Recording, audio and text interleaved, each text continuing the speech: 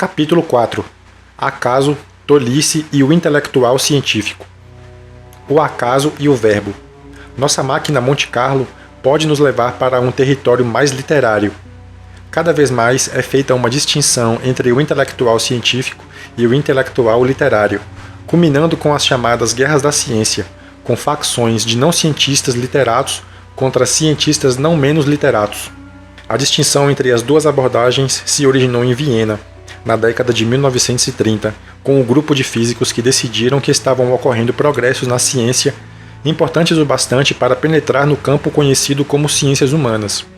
Segundo seu ponto de vista, o pensamento literário era capaz de esconder um monte de tolices bem sonantes. Eles queriam distinguir pensamento e retórica, exceto na literatura e na poesia, onde é seu lugar adequado. O modo pelo qual introduziram o rigor na vida intelectual foi declarando que uma assertiva podia cair apenas em duas categorias: dedutiva, como 2 mais 2 igual a 4, isto é, advindo incontrovertidamente de um arcabouço axiomático definido com precisão, aqui as regras da aritmética, ou indutiva, isto é, verificável de algum modo, com experimento, estatísticas, etc., como chove na Espanha, ou os nova-iorquinos em geral são grosseiros. Tudo mais era pura e simples porcaria. A música poderia ser um substituto muito melhor para a metafísica.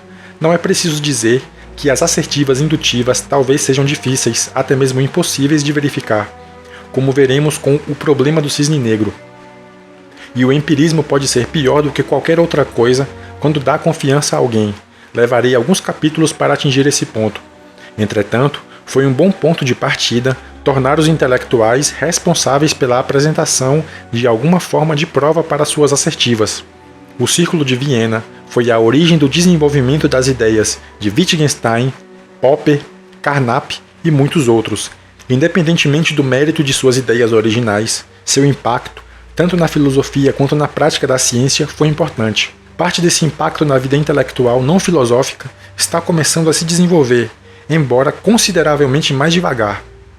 Uma maneira concebível de diferenciar um intelectual científico de um intelectual literário é considerar que o primeiro geralmente pode reconhecer o trabalho de um colega, mas o segundo não seria capaz de dizer a diferença entre linhas escritas por um cientista ou por um não cientista falastrão.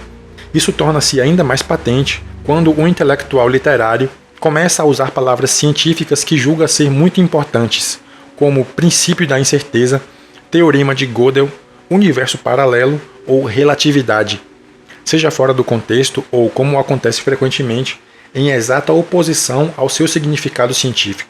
Sugiro que se leia o hilariante Imposturas Intelectuais, de Alain Sokal, como ilustração desse tipo de prática.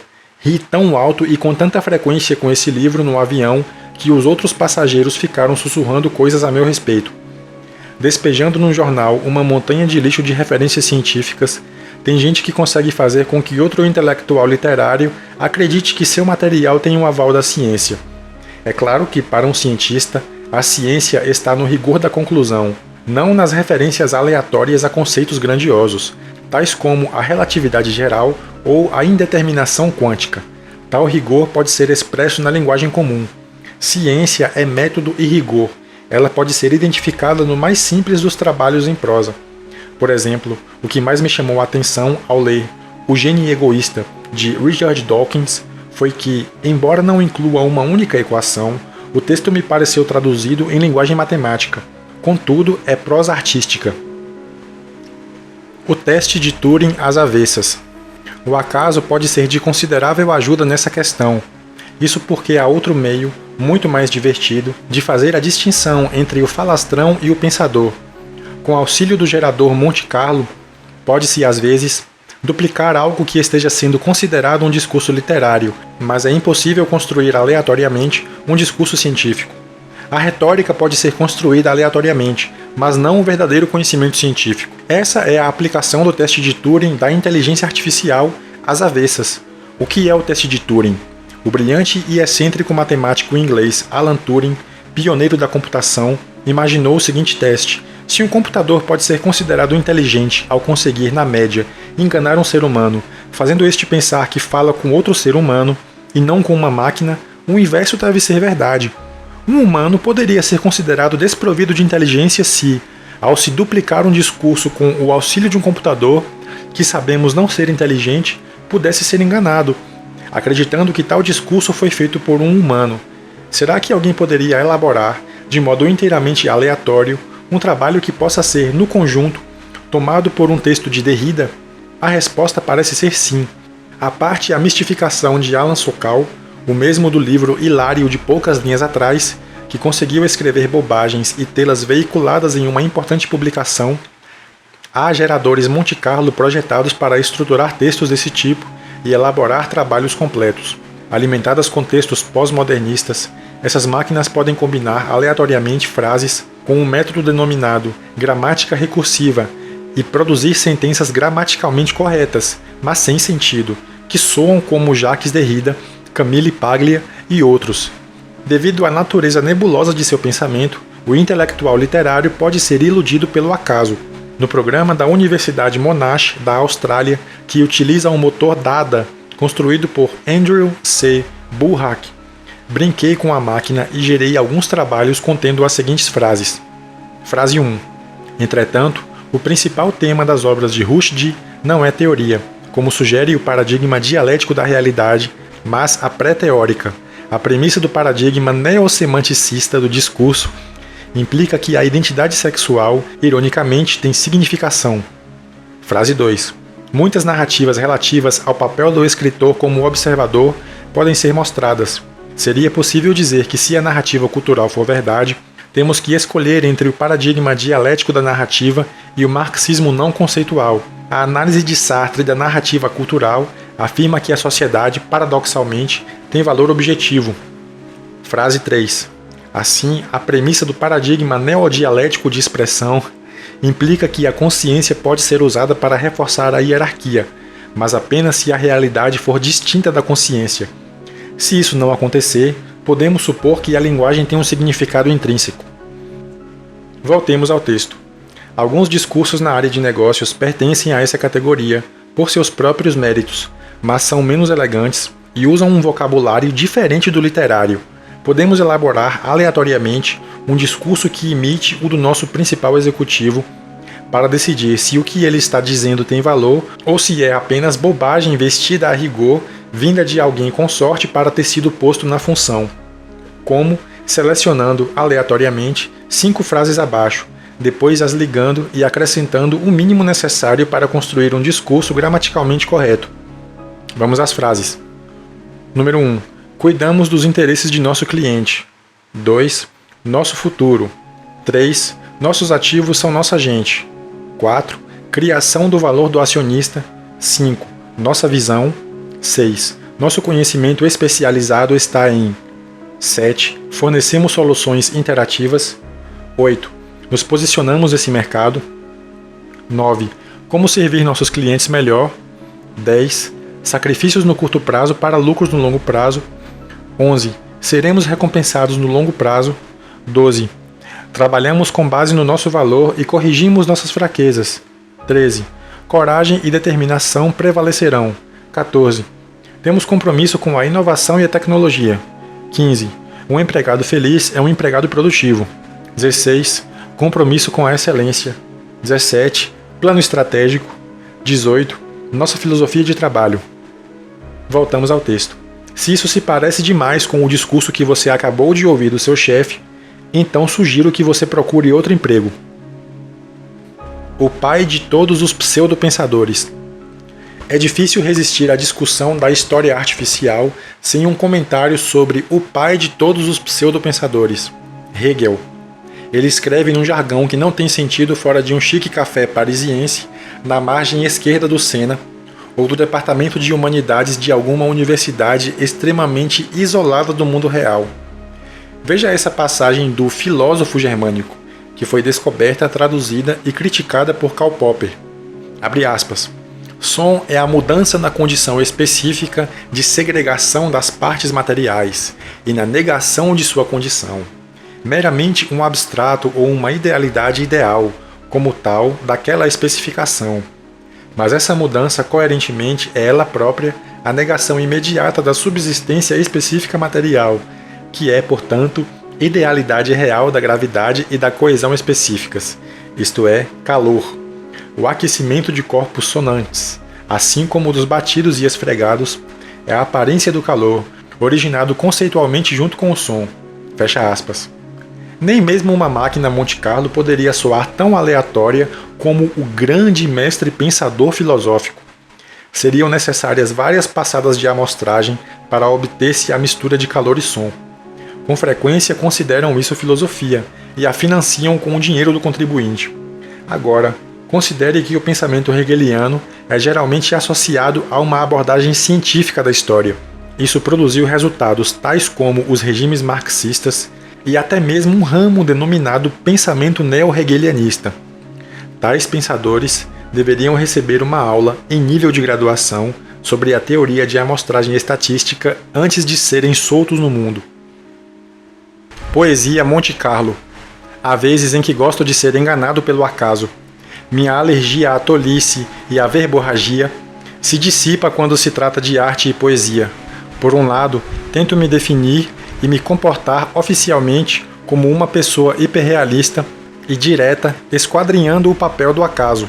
Por outro, não tenho escrúpulos em condescender com todo tipo de superstição pessoal. Onde traço o limite?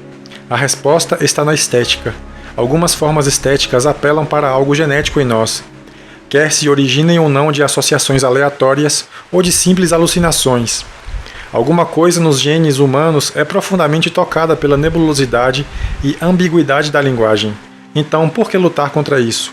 O amante da poesia e da linguagem em mim ficou de início deprimido pelo exercício poético Cadáveres Delicados, em que sentenças poéticas interessantes eram elaboradas aleatoriamente. Juntando-se ao acaso um número suficiente de palavras, deve surgir alguma inusitada metáfora, de som mágico, de acordo com as leis combinatórias. Contudo, não se pode negar que alguns desses poemas são de uma beleza arrebatadora. Quem se importa com sua origem se agradam ao nosso senso estético. A história desse jogo é a seguinte: no final da Primeira Guerra Mundial, um grupo de poetas surrealistas que se reuniam em cafés, entre os quais se incluía André Breton, seu papa, Paul Eluard e outros, tentou o seguinte exercício. Os críticos literários modernos o atribuem ao ânimo deprimido do pós-guerra e à necessidade de escapar à realidade. Num pedaço de papel dobrado, cada um deles escreveria, em sua vez, parte de uma frase predeterminada, não sabendo da escolha dos outros. O primeiro pegaria um adjetivo, o segundo um substantivo, o terceiro um verbo, o quarto um adjetivo e o quinto um substantivo.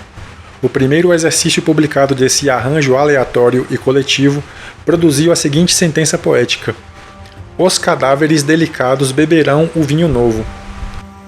Poesia bastante boa foi produzida dessa maneira, às vezes com a ajuda de um computador, mas ela nunca foi verdadeiramente tomada a sério fora da beleza de suas associações, seja produzida por disparates aleatórios de um ou mais cérebros desorganizados, seja as construções mais elaboradas de um criador consciente. Independente de ser a poesia obtida por uma máquina Monte Carlo ou cantada por um homem cego na Ásia Menor, a linguagem é poderosa quando se trata de oferecer prazer e consolo. Testar sua validade intelectual traduzindo-a em simples argumentos lógicos roubaria seu grau variável de potência, às vezes de modo excessivo. Nada pode ser mais insosso do que a poesia traduzida. Um argumento convincente do papel da linguagem é a existência de línguas sagradas sobreviventes, não corrompidas pelo teste simples do uso diário. As religiões semíticas, como o judaísmo, o islamismo e o cristianismo original, compreendiam esse ponto. Manter uma língua longe da racionalização do uso cotidiano evita a corrupção do vernáculo. Há 4 décadas, a Igreja Católica fez com que os serviços religiosos e liturgias passassem do latim para as línguas locais. Pode-se argumentar que isso causou uma queda nas crenças religiosas. Subitamente, a religião se sujeitou a ser julgada pelos padrões intelectuais e científicos, deixando de lado o padrão estético. A Igreja Ortodoxa grega cometeu o erro feliz de, na hora de traduzir algumas de suas orações do grego clerical, no vernáculo baseado no semítico que é falado pelos gregos sírios da região de Antioquia, Turquia Meridional e Síria Setentrional, escolher o árabe clássico, uma língua inteiramente morta. Minha família tem sorte, assim, de poder rezar numa mistura de koiné morto, grego clerical, e não no menos morto árabe corânico. O que é que essa questão tem a ver com o livro sobre o acaso? Nossos genes ditam uma necessidade de péché mignon. Até mesmo os economistas, que em geral encontram meios abstrusos de escapar completamente da realidade, estão começando a compreender que o que nos faz pulsar não é, necessariamente, o contador que temos dentro de nós. Não precisamos ser racionais e científicos quando se trata dos detalhes da vida diária, apenas nas coisas que podem nos causar mal e ameaçar nossa sobrevivência. A vida moderna parece nos convidar a fazer o oposto, nos tornar extremamente realistas e intelectuais quando se trata de assuntos como religião e comportamento pessoal, e tão irracionais quanto possível quando se trata de mercados e assuntos comandados pelo acaso. Tenho encontrado colegas que não compreendem como adoro a poesia de Baudelaire e Saint John Percy ou escritores obscuros e muitas vezes impenetráveis como Elias Canetti, Borges ou Walter Benjamin. Contudo, ficam vidrados ao ouvir as análises de algum guru na televisão ou ao comprar ações de uma empresa sobre a qual não sabem absolutamente nada, com base em dicas de vizinhos que dirigem carros de luxo. O Círculo de Viena, ao destroçar a filosofia verborrágica estilo Hegel, explicava que do ponto de vista científico era puro lixo e do ponto de vista artístico era inferior à música. Preciso dizer que acho Baudelaire muito mais agradável do que o noticiário da CNN ou George Will. Há um ditado Yiddish que diz: se sou forçado a comer porco, que seja da melhor qualidade. Se vou ser enganado pelo acaso, melhor que seja do tipo mais belo e inofensivo. Esse ponto será retomado na parte 3.